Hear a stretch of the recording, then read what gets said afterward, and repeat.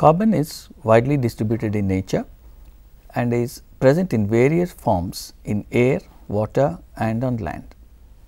Carbon present in the air as carbon dioxide is converted to carbohydrates by the plants through the process of photosynthesis. All the biomolecules like carbohydrates, proteins, lipids, vitamins and nucleic acids are carbon containing compounds.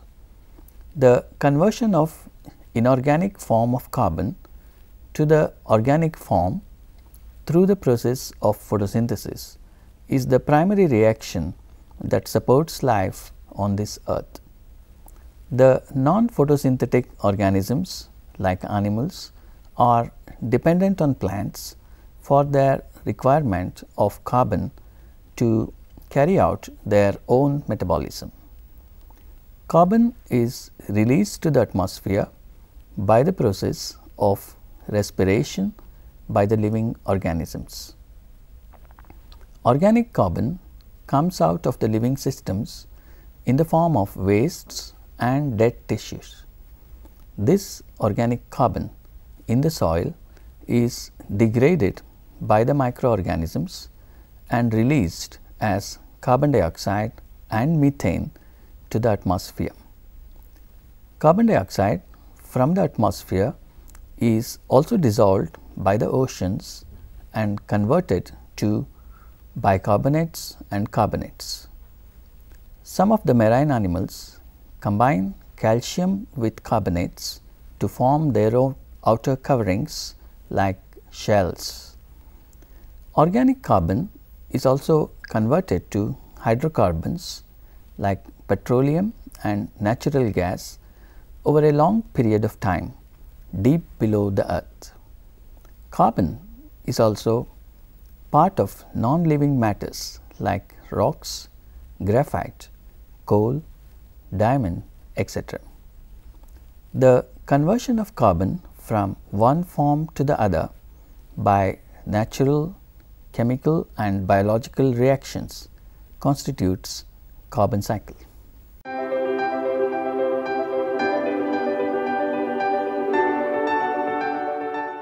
Carbon is present everywhere on this earth. There are 5 major reservoirs of carbon. They are the atmosphere, the terrestrial biosphere, the oceans including dissolved inorganic carbon and the living and non-living marine biota, non-living organic carbon, sediments and fossil fuels, and lastly carbon from the earth's mantle and crust. In the atmosphere, it is present in the gaseous form as carbon dioxide and methane. In the ocean, it is present in the dissolved form as aqueous carbon dioxide, carbonic acid, bicarbonates and carbonates. It is present in the organic form in all the living forms, both aquatic and terrestrial.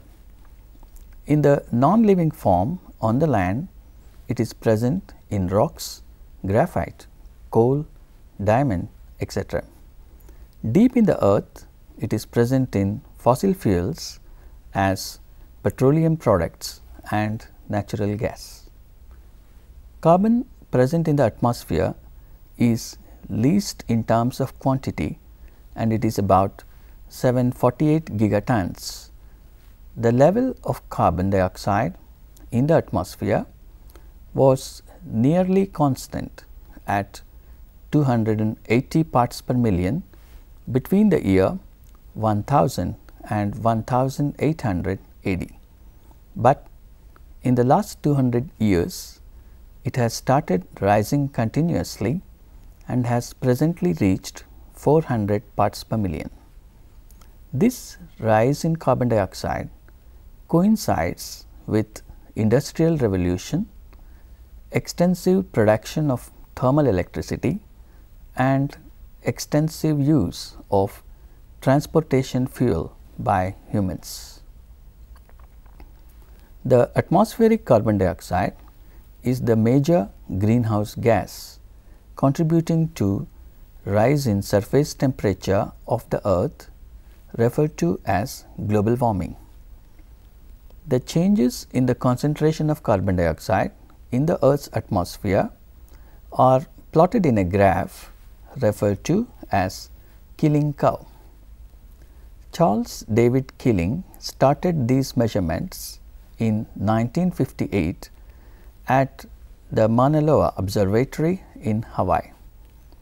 The concentration of carbon dioxide at this site in 1958 was 315 parts per million by volume, and in 2014 at the same site it was 400 parts per million. This increase is mainly due to combustion of fossil fuels and has significant implications for global warming.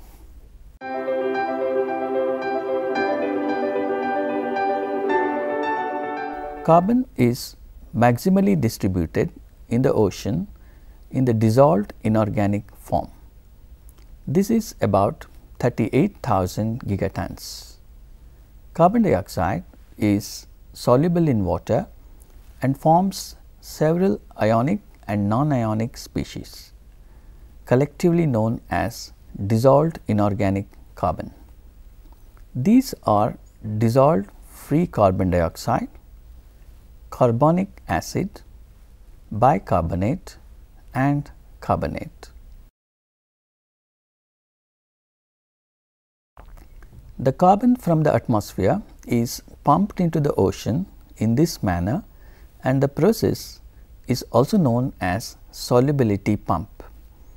Some planktons, that is microscopic floating animals, and mollusks combine calcium and dissolved carbonate to form calcium carbonate as a protective coating. These protective coatings can be found as various types of shells and conches on the beaches.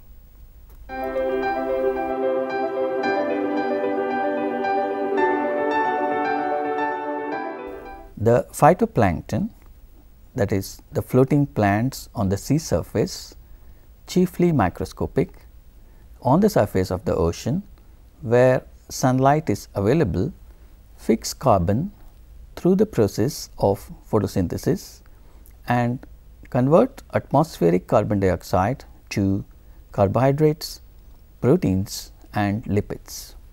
This process is known as biological pump.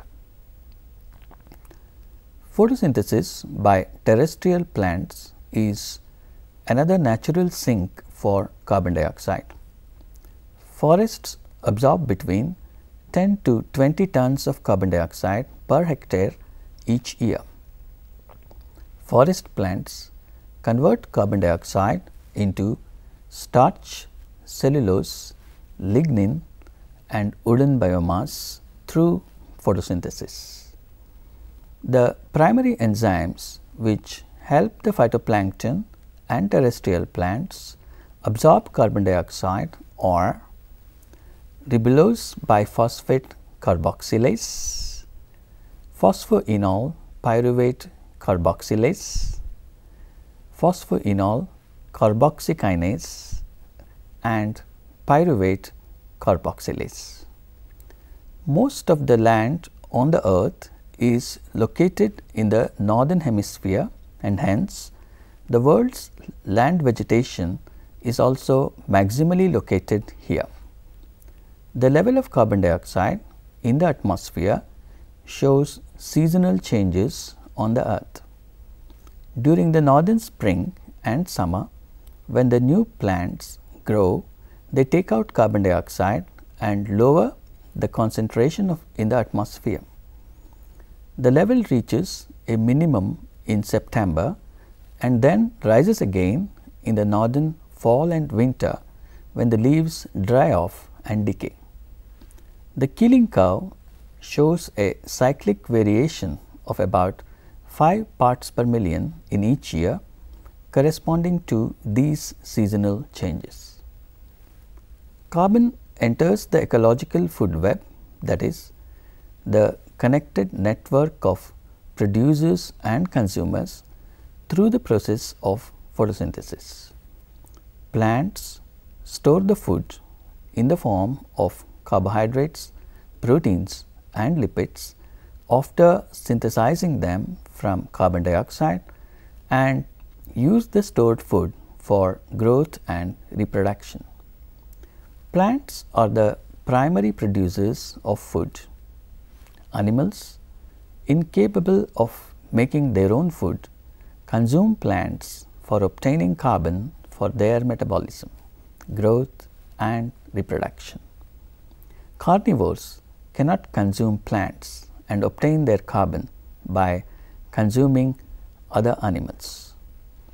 Plants and phytoplankton that obtain carbon from carbon dioxide in the air are called autotrophs.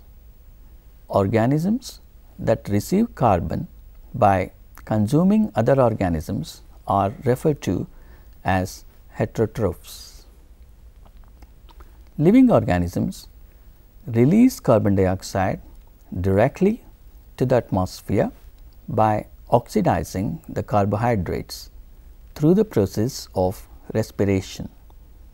This process is reverse of photosynthesis, and the aerobic organisms use oxygen in the atmosphere for oxidation and derivation of energy from the carbohydrates.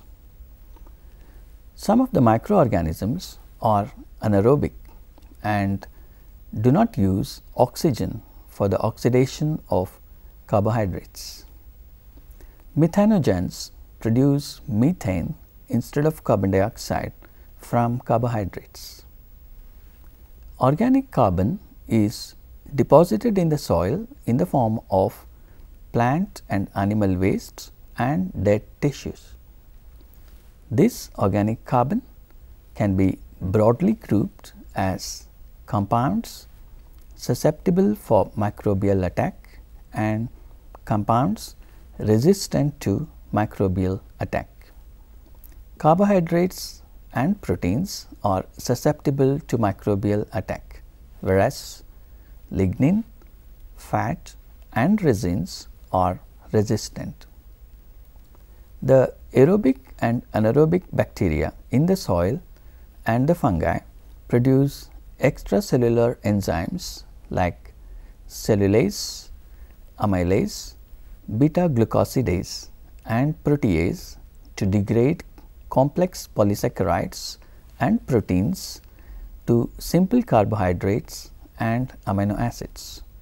Later, the soil microorganisms oxidize these compounds to release carbon dioxide to the atmosphere.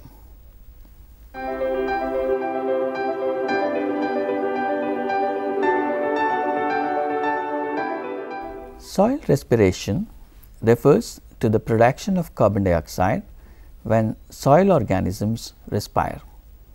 This includes respiration by plant roots, the rhizosphere, microbes and fauna.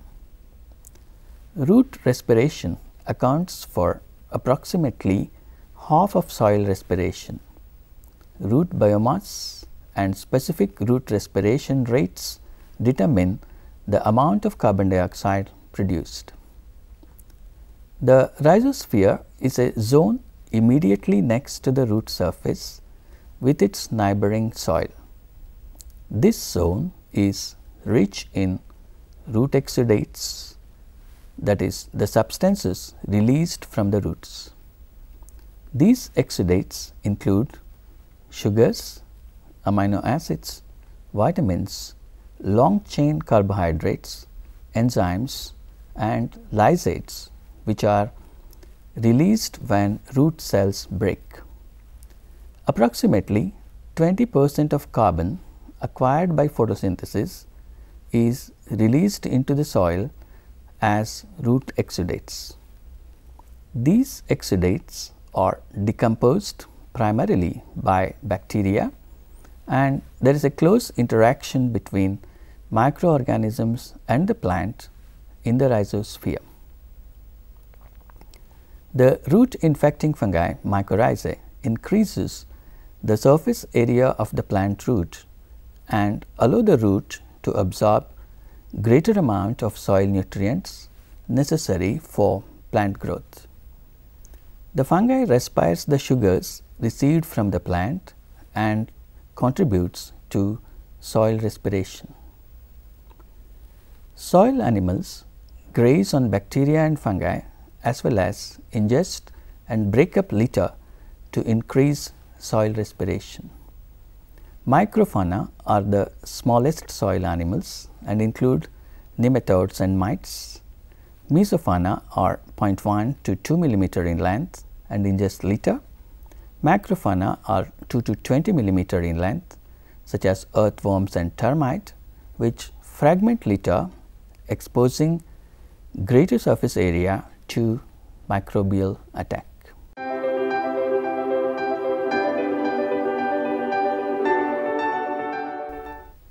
Most of the Earth's carbon is stored in inert form in the lithosphere or Earth's mantle. This carbon was stored when the Earth was formed. Some of it was deposited in the form of organic carbon from the biosphere. About 80% of the carbon stored in the geosphere is limestone and its derivatives. Limestone is formed from the sedimentation of calcium carbonate stored in the shells of marine organisms. The remaining 20% is stored as kerogens formed through sedimentation and burial of terrestrial organisms under high heat and pressure. Organic carbon stored in the geosphere can remain there for millions of years. Carbon is released from geosphere when lime rock is exposed to natural process of weathering. The slow release of carbon atoms from these rocks puts the carbon back to carbon cycle. The carbon is also released as carbon dioxide into the atmosphere and ocean through volcanoes and hotspots.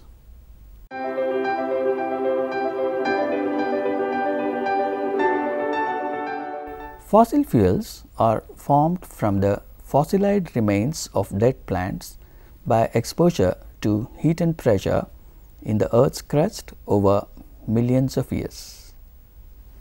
The energy contained in the products of photosynthesis is converted to hydrocarbons in this decomposition. This theory was first introduced by Georgians Agricola in 1556 and later by Mikhail Lomonosov in the 18th century. Fossil fuels contain high percentage of carbon and include petroleum, coal and natural gas. Other commonly used derivatives include kerosene and propane. The fossil fuels are the primary sources of energy in the world. The shares of fossil fuels in the primary consumption of energy in the world are petroleum 36%, coal 27.4% and natural gas 23%. This amounts to a total of 86.4%. The remaining percentage is the shares of non-fossil fuels, including nuclear 8.5%, hydroelectric 6.3% and others like geothermal, solar, tidal, wind, wood and wastes about 0.9%. Natural gas is a naturally occurring hydrocarbon gas mixture consisting primarily of methane and varying amount of other alkanes. Natural gas is found in deep underground rock formations or associated with other hydrocarbon reservoirs in coal beds and as methane clathrates. Petroleum is found in close proximity to natural gas. Most natural gas was created over time by two mechanisms, biogenic and thermogenic. Biogenic gas is created by methanogenic organisms in marshes, bogs, landfills and shallow sediments. Thermogenic gas is created from buried organic material deeper in the earth at greater temperature and pressure.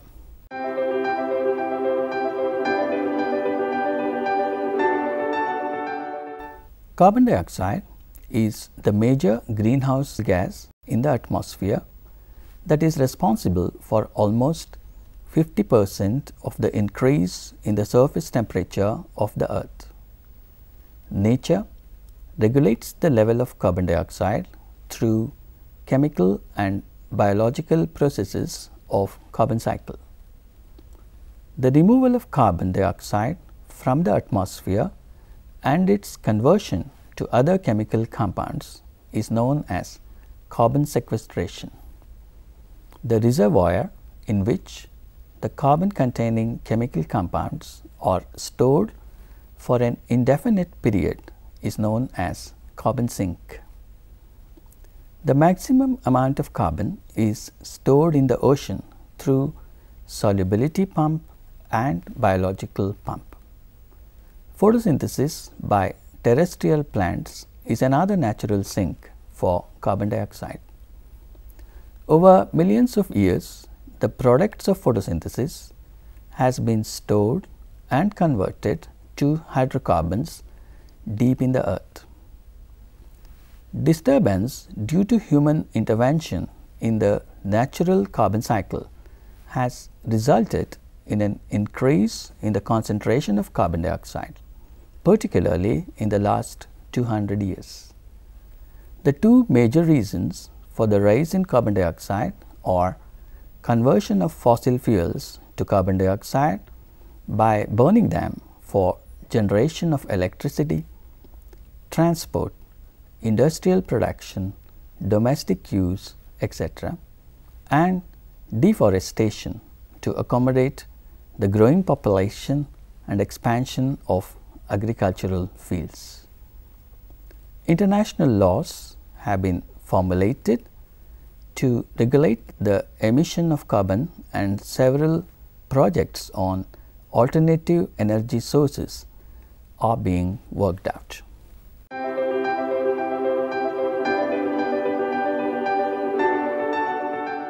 Carbon cycle is a natural process of recycling of carbon in various inorganic and organic forms by chemical and biological processes.